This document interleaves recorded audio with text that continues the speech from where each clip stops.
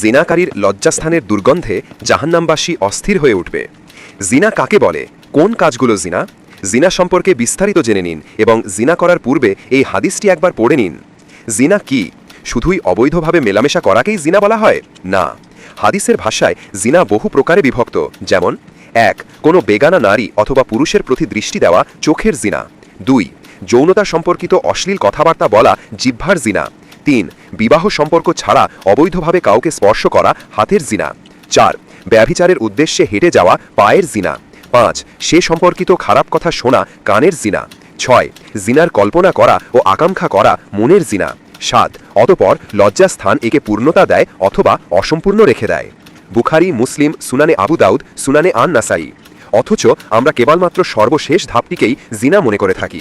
এবার ভেবে দেখুন, আপনি এসব কাজের কোনো একটির সাথে জড়িত নন তো? জিনা স্পষ্ট হারাম। আল্লাহ তাআলা জিনাকে হারাম ঘোষণা করে বলেন, তোমরা জিনার ধারের কাছেও যাবে না, কেননা তা অত্যন্ত নির্লজ্জ এবং খারাপ কাজ। সূরা বনী ইসরাঈল আয়াত ৩৩। জিনার শাস্তি অত্যন্ত ভয়াবহ। রাসূলুল্লাহ সাল্লাল্লাহু আলাইহি ওয়াসাল্লাম বলেছেন, আমি স্বপ্নে একটি চুলা দেখতে পেলাম, যার উপরের অংশ ছিল চাপা আর নিচের অংশ ছিল প্রশস্ত, আর সেখানে আগুন উত্তপ্ত হচ্ছিল।